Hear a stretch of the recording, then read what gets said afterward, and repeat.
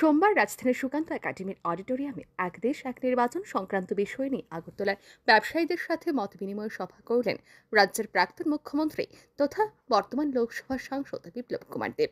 সভায় রাজধানীর বিভিন্ন বাজারে ব্যবসায়ীবৃন্দ উপস্থিত ছিলেন আগরতলা পৌর নিগমের মেয়র তথা বিধায়ক দীপক মজুমদার, বিজেপি সদর শহর জেলা কমিটির সভাপতি অসীম ভট্টাচার্য সহ অন্যান্যরা।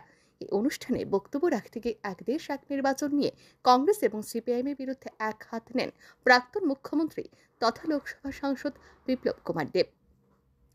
তিনি প্রশ্ন তুলেন, জওহরলাল নেহরুর সময় একসাথে লোকসভা এবং রাজ্য বিধানসভা নির্বাচন হতে পারলে এখন কেন হতে পারবে না? তিনি বলেন, আসলে কংগ্রেস দল ও তার পরিবারকে সন্তুষ্ট করার জন্যই এখন পৃথকভাবে নির্বাচন হচ্ছে। বিরোধী দলের সরকারগুলির উপর ৩৫৬ ধারা প্রয়োগ করে অসময়ে সরকার ভেঙে এ পৃথক নির্বাচনী পরিবেশ সৃষ্টি করা হয়েছে। বর্তমানে 4টি মাত্র রাজ্যে লোকসভা এবং বিধানসভার ভোট একত্রে হচ্ছে। কংগ্রেস এবং সিপিআইএমের কারণে এই অবস্থা সৃষ্টি হয়েছে বলে জানান প্রাক্তন মুখ্যমন্ত্রী তথা বর্তমান লোকসভার সাংসদ বিপ্লব কুমার দেব। একসঙ্গে ইলেকশন হতো, কি কারণ, কার জন্য এখন ইলেকশন হচ্ছে, কার জন্য আলাদা আলাদা ইলেকশন হচ্ছে? কংগ্রেস আর তার পরিবারকে সন্তুষ্ট করার জন্য 356 লাগিয়ে তাদের সরকার নেই, বিরোধী দলের সরকার 356 লাগাও, ফেলে দাও,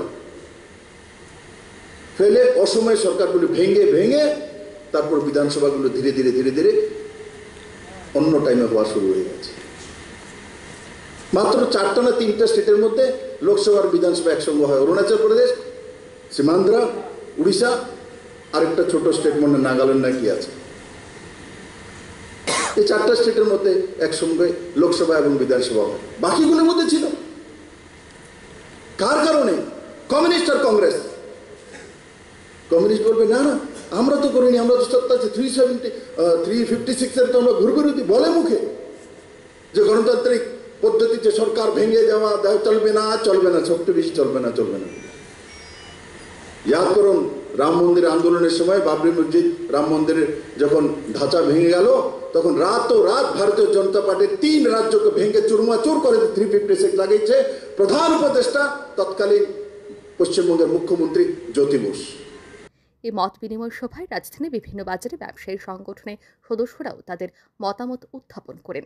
এক দেশ এক নির্বাচন হলে দেশ এবং দেশবাসী সকলে লাভ, এমন অভিমত ব্যক্ত করেন ব্যবসায়ীরা। ব্যুরো রিপোর্ট, আর ই নিউজ।